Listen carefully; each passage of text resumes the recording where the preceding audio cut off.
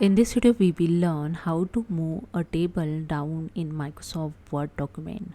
So let's start. This is my Word document, and here you can see I have a one table. So this table I'm going to move down. So let's see how it's done.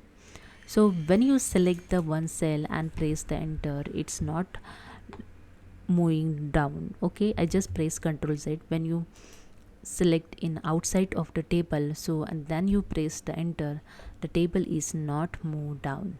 Okay, you can see here the one box on the corner of the first cell.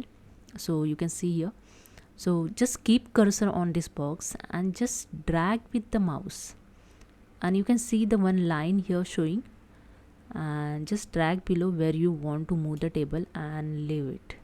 That's it. This is a way you can move table where you want. Okay, so that's it. Hope you understand. If you like this video, please subscribe my channel. Thank you so much.